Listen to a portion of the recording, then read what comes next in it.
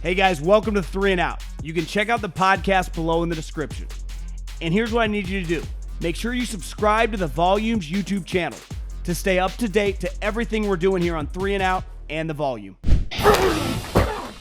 We basically have about 5-6 more days. Some teams are going to practice next week for their mandatory minicamp. I know the Ravens are one.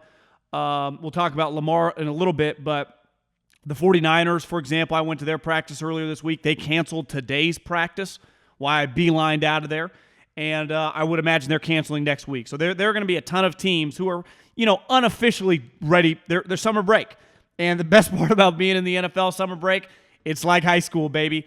It's like junior high. It's like elementary.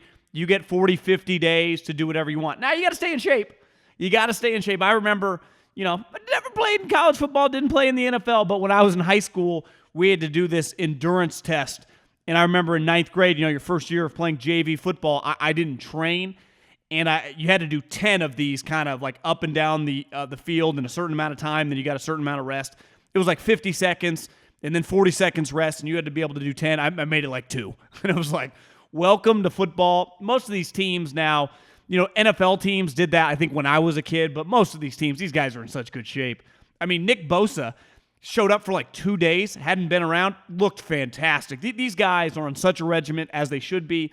They're, it makes sense, right? I mean, they have so much money on the line, especially Nick. But a lot of these guys, I mean, they could run till the cows come home. Maybe not Traylon Burks, who looks like the asthma, maybe a little out of shape. That's something to keep an eye on. But a lot going on, and we'll dive right in. Cooper Kupp and Aaron Donald just got an astronomical amount of money. And the Los Angeles Rams, I tweeted this the other day. It's like they're operating like the Saudis.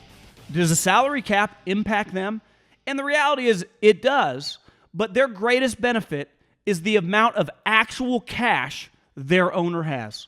I got into an argument, and really, listen, I'm not going to name the guy's name because I respect him, and I ultimately was probably a little wrong. I had an agent get mad at me over being critical of a contract, and the guy was part of a team with a quote-unquote cash-poor owner.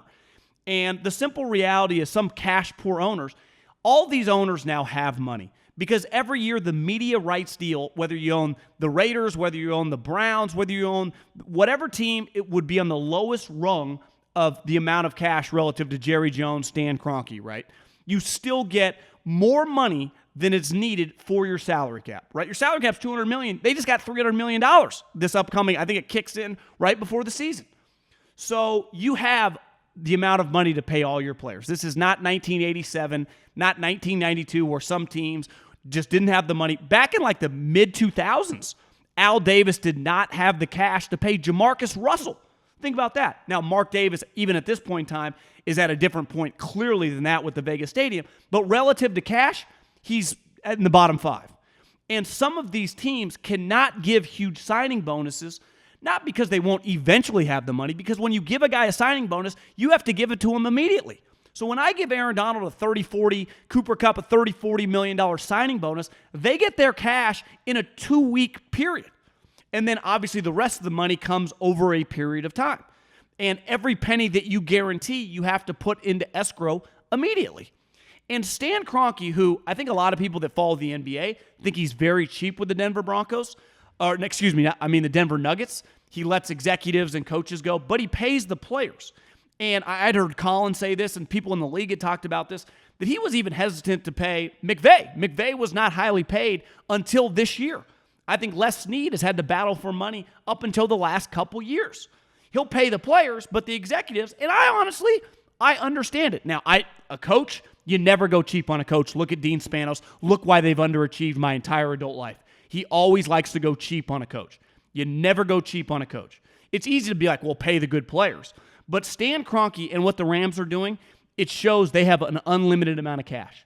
They still play by the same rules as everyone else when it comes to the salary cap, but they can give these enormous signing bonuses, these enormous upfront cash payments that some teams just aren't going to be able to do. Now, for example, Aaron Donald and Cooper Kupp, they were not free agents.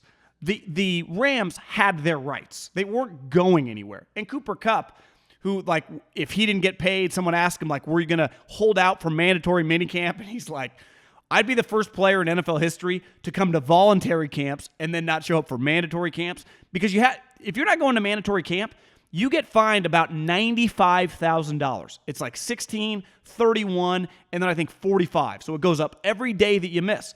There's a reason when I was at 49er practice, Deebo Samuel was standing there. He did not want to pay $95,000. If they didn't fine you, he would not have been there. But it's a basic math equation. And now they kept two of their better players. And listen, I was live week 18, and Cooper Kupp was awesome, and he was obviously awesome all the playoffs. He is a star. Aaron Donald is already one of the greatest players in the history of the league.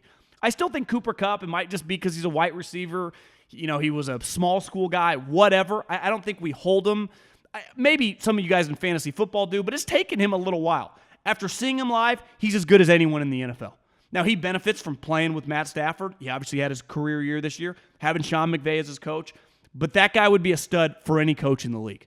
That guy is a big-time player. And the Rams now, and you can say, well, eventually this is, it's going to come to roost, in 3 or 4 years without these picks if some of these players get old. And that might be true, and that's typically what happens because they're kind of building themselves like a baseball team. You don't want a baseball team overpays a bunch of guys, but for the moment, at least in the short term, like they could be good for a couple years, but then in like 3 or 4 years, they got 3 shitty contracts. At least in baseball, though, there's no salary cap, so like the Yankees or the Red Sox or the Dodgers can pay guys to go away. It doesn't really work that way in the NFL. Look at the Falcons. They had the worst cap situation. I actually saw Thomas Dimitroff. He was at practice. I didn't talk to him, but he was at 49er practice in a suit. And let's face it, he did a pretty good job over his overall tenure, but what he left for Arthur Smith, and I don't even know their new GM's name, was a disaster because they had always paid. And it's one thing to do it like the Saints had been doing it. They had been winning. They had been consistently competitive. The Falcons had not. I mean, they were, when they played the 49ers last year, they were 7-7. They were the worst 7-7 team I've ever seen in my entire life. It really is remarkable that, that they won that many games and then they still ended up with the 9th pick, but that they won that many games. I mean, they were atrocious. And the reason was their salary cap was all messed up. If your salary cap is messed up, and the Rams is not ideal, but their top 5-6 players are all elite. Stafford, Donald, Kupp. I wouldn't put Allen Robinson in that category, but Jalen Ramsey. Like, they have elite top end. They're built like a basketball team. If LeBron and Anthony Davis are on the court, they're going to win. Maybe not the whole thing, but they're going to win. If they're not, we saw this year, disaster. If Aaron Donald or Cooper Kupp get injured, it's a problem because they put all their chips in the middle of the table on those guys, as someone that follows the NFC West, it's the closest division which I follow because of the 49ers, and I just live on the West Coast. I watch all their games, just all 4 teams, and it's worked. It's been an incredible success. So I don't blame them for continuing. They're not doubling down now. They're tripling down. And let's face it, both the guys, but specifically Aaron Donald, who they gave a lot of money, sometimes you worry when you pay a guy, is he still going to work hard? Is he still going to be determined? And then when you give him a 3rd contract, you go, well, he's over 30. Is this risky? I think we all acknowledge Aaron Donald's work ethic and his, just the total package of him being ready to go is a 10 out of 10. The only, you never have to worry. Aaron Donald kind of mailed it in this offseason. He wasn't that focused in the summer. Aaron Donald is a 6-pack as a defensive tackle. The only thing you worry about is him getting hurt. And let's face it, for him to get injured, it's just going to be random. Any guy in the league at any moment can get injured. That's part of the sport. But when you invest in a guy, you want to trust them, especially when you're paying him a lot of money at the highest level. And I think both these guys have proven to be the ultimate teammates, the ultimate workers, the ultimate high-level guys. And the reason they get paid is because they're elite players. I was watching Coward the other day, and he opened up a show about Deshaun Watson. And his ultimate take was like, Rusty Harden, Deshaun, shut it down. Stop talking. I'm even going to go further. I've been saying for a long time, Deshaun Watson, I was saying this before even some of these new cases have been coming out, that I would suspend him for a year.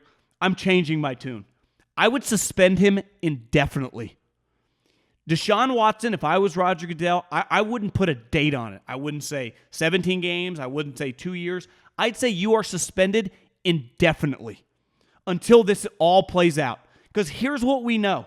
After the information of 66 women in 17 months. Not women. There's one thing to go to the bars and meet women.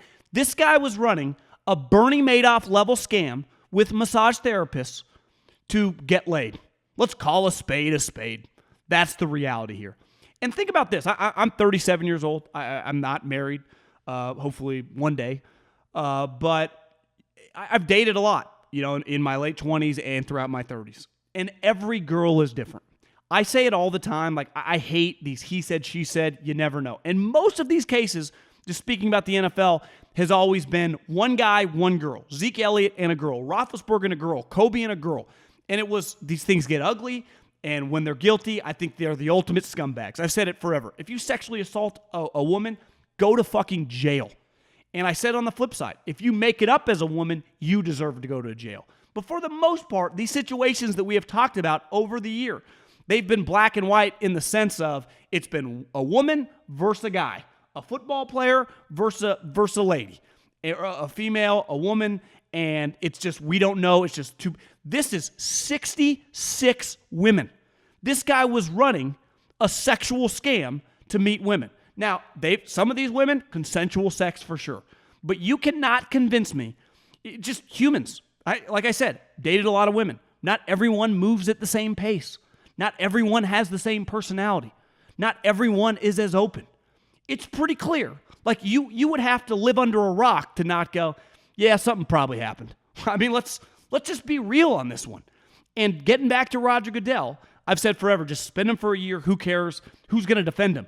When this information comes out, it's like you're getting indefinitely suspended. Why would you want him in your league until this is cleared up? And honestly, it doesn't feel like it's getting cleared up anytime soon because every freaking day it feels like someone is at it. Like, I'm sorry. I can't look at this guy anymore. And you know me, I am not some moral high horse guy. I'm not a big J. I don't try to act like that. That is not my personality. I think this guy is a walking, talking red flag.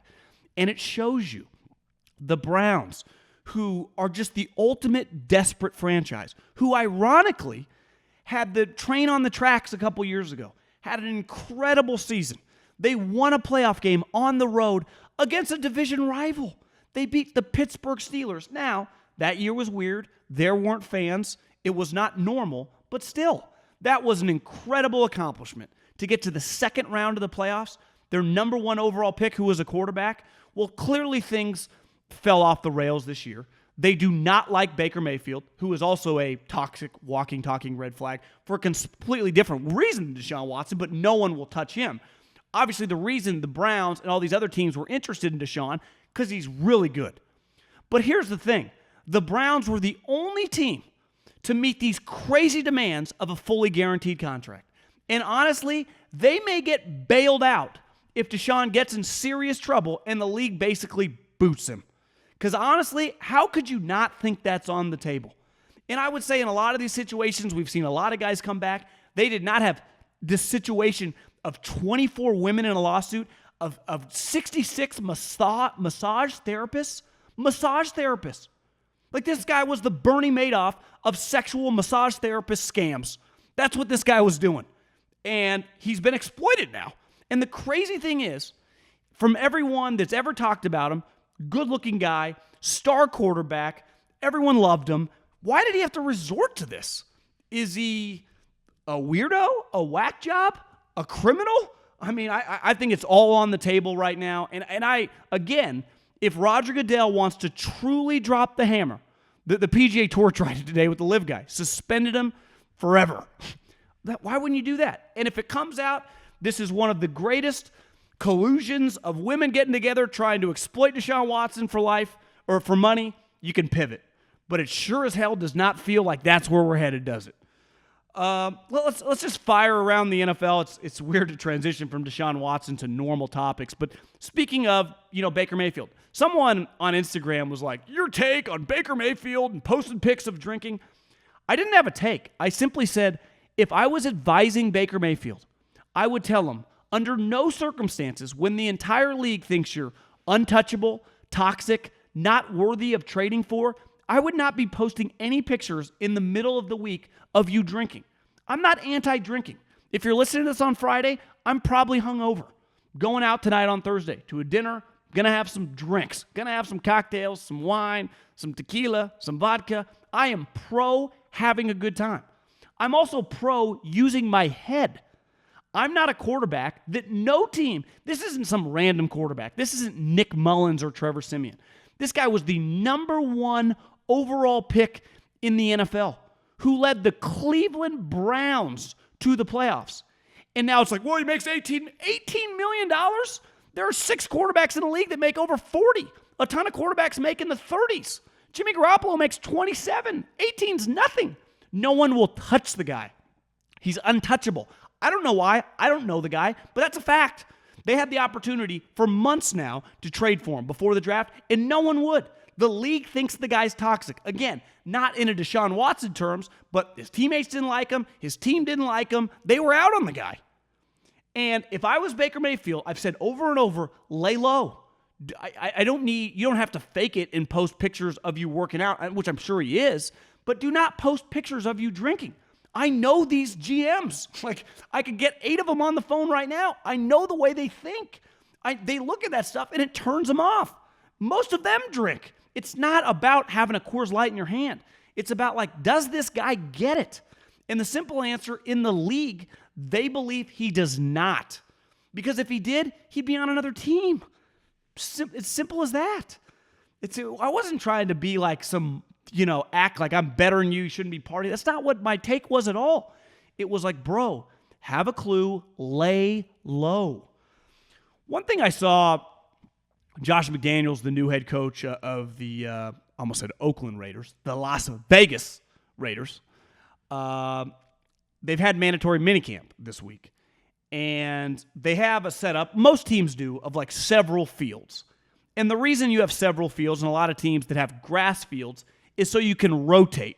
It's like a driving range, right? You don't hit on the driving range the same place if you use grass for 2 straight weeks. You rotate because the grass gets torn up. It's no different in football.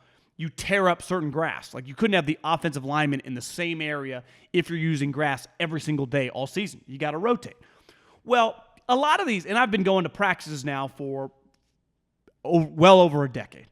Most of these teams move around throughout the days, but they have areas where the media can stand. And I said, listen, I talked about Josh earlier this week. I'm excited to watch him coach. And he's talked openly about how he's going to be his own guy. He's going to be different than Bill. And he's not going to be an imitator like he was last time and most of Belichick's guys have been over the years. He's going to be true to himself. And the first couple days of practice, Josh McDaniels put the team on 3 football fields away from the media. It's open practice. Again, you're just throwing routes on air. You're running basic plays. There are no secrets happening. But he put the team 150 yards away from the media and didn't allow them to see a thing. Again, I was just at practice the last couple days. Kyle Shanahan just practices normally. I'm 2 feet away from team drills if I want to be. There are no secrets. Josh McDaniels, I'm not saying I'm red flagging this, but it is something to keep an eye on. That's a Belichick move. My question would be, why in the world are you worried and thinking, because you'd have to think about this, because you mandate where they can stand and where they can't stand, and he only allowed him to stand a place. That's a Belichick type move. And that's the type thing like, are you really your own guy, or are you at your core just a created assistant coach by Bill? Now, I think he knows X's and O's. He's been a really good offensive coordinator over the years, but that is something that's a little concerning to me. Because any times that I see signs of the Belichick guys doing what Belichick would do, not on game day, but like in the middle of June, and is Bill even doing that in New England? Like, come on, man. Just stop worrying about things that do not matter. Belichick guys always worry about things that do not matter. Because you have to spend effort thinking about that. It takes energy to do that. And I don't know, man. It's something to keep an eye on. Aaron Rodgers, who I've said over and over, can we stop talking about retirement? He just took $150 million. It really is exhausting. Like, just play football. Now, granted, in fairness to him, he's being asked about this some of the time, but I can't take it much more. Now, he did say that he plans on retiring, and I think he will retire as a Green Bay Packer. You'd be like, well, yeah, they're giving him $150 million. He's making $50 million a year for the next 3 years. But if I was a Packer fan, and listen, I enjoy watching Aaron Rodgers. I really do. He's my Elway. He's my Marino. Just freak talent who's elite. Now, he may end up with one Super Bowl. He's just, which is crazy because to me, he is the most physically gifted guy of his generation. Tom's the best player, but Tom can't do things Aaron could do. Peyton Manning can't do things. Drew Brees, they couldn't do things that Aaron can do. Aaron is incredible watch, and he dominates. But he leaves a little something to be desired in the playoffs. I'm not arguing that. But here's a simple reality if I'm a Packer fan. Because this guy is liable to quit at any moment. Like after this season, if for some reason you went like 9-8 and missed the playoffs, who knows? Maybe he walks away. I would enjoy every snap because the next couple years are not guaranteed with the guy. And as you saw with Jordan Love, and it's just his one outing, like you ain't going to win with Jordan Love. Now, your division sucks, and maybe your team would be good enough to compete for like 8-9 wins if Jordan Love was your quarterback, but probably not. Like you've had arguably the greatest run we've ever seen, not from a Super Bowl standpoint, but just quarterback play. 30 years of Brett Favre and Aaron Rodgers. And actually, I think it's more than that because Favre got there, 93? Yeah, I guess it's 30 years because, yeah, you're going to have 30 years of the two guys. And maybe a little more if Aaron plays out this contract. But it's going to end. Like, we can see the end is in sight now. And as just a lover of high-end talent, the reason I watch pro sports, I've said over and over, is to watch Barry Bonds, is to watch Tiger Woods, is to watch Steph Curry, is to watch Aaron Rodgers. I don't watch the NFL for undrafted free agents. Now, if you become a great player as an undrafted free agent, I enjoy watching you. But I watch football, I watch all these pro sports for the stars. I like watching the Yankees because they have Aaron Judge. If they had randos, I would not care. So enjoy this guy, man. Listen, the best player in the history of your franchise was Brett Favre, and this guy's better. So you guys have had it pretty good. I know you would like to have more than 3 Super Bowl appearances over that 30 years, but you guys have made the playoffs so many times. Beside Brady and Belichick, no one's Super Bowl or bust. You've had an incredible run, and it could come to an end faster than you think. Clearly the Steelers are like big on these hold-ins, which is smart. I've said over and over, if I was representing Deebo Samuel, Lamar Jackson, Minkah Fitzpatrick, you would go to mandatory minicamp because I wouldn't want you to get fined, but under no circumstances would you take a snap. As an all-pro elite player, when it's contract time, we are done taking snaps. Now, I say it over and over, part of football, you can get hurt doing squats. You can get hurt sprinting with your trainer, let alone in training camp and obviously in a game. But I will take zero risk at one of these OTAs or training camp until I put pen to paper. So if I'm Deebo Samuel, if I'm Minkah, I do this hold-in. I take no snaps until I get my new contract, which is inevitable.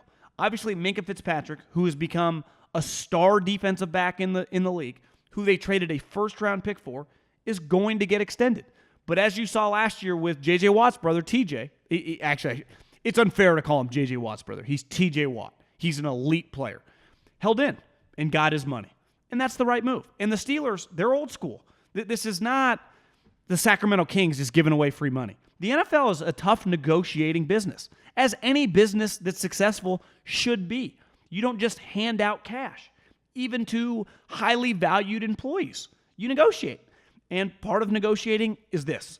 And this is a way as a player to gain a little negotiating leverage. Don't practice. Lamar Jackson falls under that category too. John Harbaugh, who I think spoke earlier this week, their mandatory minicamps are next week, said that Lamar Jackson will be at mandatory minicamp. And I would recommend, and I know he doesn't have an agent, but if I was his friend, I would say under no circumstances are we taking one snap under center.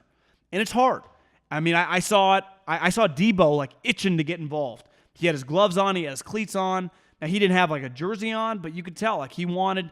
When you love football, when you love doing something, if you just put a mic and a recorder and a computer in front of my face, I'd want a podcast. I got takes. This is what I do. If you're a salesman, you like to sell. If you're good at it, if you're in real estate, like you want to flip homes, if you're a stockbroker, you want to make some cash. Like once we get good at something, it's enjoyable to do it. Because once you get good at something, especially in most industries, you make money doing that. And you enjoy the process of doing it. And football is no different with the high-end players that love ball. And it would be very, very difficult to just stand there if you're Lamar Jackson. But that's what he has to do. Because can you imagine him tearing an ACL, tearing an Achilles, even getting stepped on, like breaking a leg? It is not worth it when you're talking the amount of money that's on the line. We're not talking $10 million. We're not talking $30 million. We're talking $150+ million in guaranteed cash. Dak Prescott got $160 guaranteed a couple years ago, or last year, $40 a year. We'd all take Lamar Jackson over Dak Prescott. I know that for a fact. So if you're Lamar Jackson, you can't, even if you end up, quote unquote, taking I wouldn't say team friendly, but just one that Lamar's going to get paid no matter what, but a deal that both sides feel good about, you just can't do it. It's just not worth the risk. I think we talked about a couple weeks ago the Denver Broncos sale. And listen, the market, let's face it, the real estate market is slowing down, as it should have been. It was beyond inflated. It got ridiculous, and it got crazy over the last 18 months. I wouldn't say coming to a screeching halt, but I'm sitting in Scottsdale right now, and they're hitting the brakes. I'm seeing the Bay Area slowing down, which is inevitable, right? Everything goes up, and it comes down in the history of recessions, of real estate, of any commodity, right? But the one thing that has just gone up, up, up, up, and up more has been NFL teams. There has been no coming down. It's only gone up. And the NFL, it's not a true, like, when you put a house on the market, you can technically sell it to anyone who wants to buy it. That's not the way the NFL works. When the Denver Broncos went on the market, they did not really go on the open market because they were going to pick who was going to join the NFL Country Club. They were not going to give it away to someone they didn't want inside the club. The Waltons, who have several kids who are in like the top 30 of richest people in America, own a ton of land all over this country. Guess what a lot of NFL owners do? They have other businesses. You know who they probably want to be associated with, talk with, do deals with? Are the Waltons. I don't think this was random. Now, they didn't give the guy a deal. He paid $4.65 billion, a record for an American sports franchise. I don't care. That's an astronomical amount of money. When you see that the Denver Broncos are worth $4.65, I go, what would the Cowboys be worth? What would the Lakers be worth? What would the Yankees be worth? 8? I mean, seriously. What are those franchises worth? And the Denver Broncos is an elite franchise in an elite city with a ton of history, ton of brand recognition, and a huge fan base. But $4.65 billion, they should go for way more than Tepper paid for the Panthers. But double? Tepper paid 2.2. So they just got more than double what the Panthers sold for. And we're not talking like, well, double, it was worth $800 and you got $1.6 million. We're talking billions, multiple billions more. So this situation, they wanted the Waltons involved. The Waltons have the unlimited amount of cash. And I think this was a strategic move by the owners to get this family involved in their league. It's like, just because you're super rich and you love golf does not mean that you can get into Augusta. When I went and played LA Country Club, they don't let actors in. They don't want Hollywood people in. The only members at LA Country Club are businessmen, are finance people, are real estate and bankers. They don't, like, everyone else is a member at Riv and some other country club, Bel Air. The LA Country Club says no. It's not about how much money you have. Monterey Peninsula Country Club, same thing. There are a lot of rich people that want to join. They say no. That's what that's what these private kind of things are about.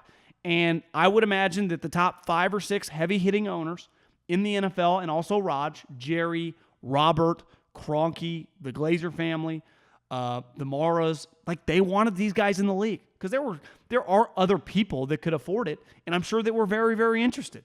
But it's not about that. It's about who they want in their club. It's about who they want in that convention center when they're at Arizona or Dallas or whatever for the owners' meetings, and there are 32 men sitting in that room. They have to want you in that room because there's a lot of people that want to be in that room and would have the finances to get involved, but they don't want you.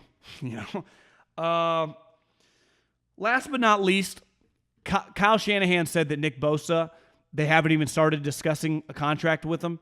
And if I was Nick Bosa, I would recommend playing this year out and I think he's prepared to do that.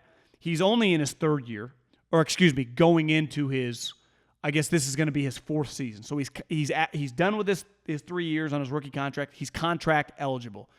But if he has another massive season and is another All-Pro, right now he'd get $110 million and $28 million a year. He has another 16, 17 sacks, and it's clear that him, Aaron Donald, Myles Garrett are the best defensive players in the NFL. We're talking $33, $34 million. We're talking $130, $140 million of guaranteed money. We are talking a historic deal. So while it's risky, because anytime that I remember Cole Hamels when I lived in Philly when I was working for the Eagles, they were going to offer him like $120 million before his last season on his contract. And people were like, well, if he plays it out, he'd get like $200 million. And I remember being on the radio or hearing Jason Stark or Peter Gammons or just maybe it was like a Steve Phillips type who just said, have you ever got a piece of paper in front of you that said $125 million and not signed it? I give Aaron Judge a lot of credit. The Yankees offered Aaron Judge $215 million. He said, kick rocks. He's having his best season as a pro, and he's going to get like $350 million. He took a huge risk, and it's paying off. It's working. But if I was Nick Bosa, now the risk is he got hurt in high school, he got hurt in college, and he got hurt in the pros. And he's in the trenches, so you can get injured. And his family, I would just say in general, has a history of being injured. So if the Niners, who it doesn't behoove them, just wait. Let the cap go up. What's the rush? He's only going into his fourth year. You have him under contract for 2 more years. But they've always been a forward-thinking organization that you sign him now, you do get him for cheaper. Get him for $28 million instead of $33 and obviously maybe $20 million less guaranteed cash. What if he's the defensive player of the year this year? What if he's, honestly, that's basically like winning the MVP as a defensive player. So it could cost them a lot of money. But I do think for both sides, it's probably the right move. Thanks for watching 3 and Out. You can check out the podcast below in the description. And make sure you subscribe right now to the Volumes YouTube channel.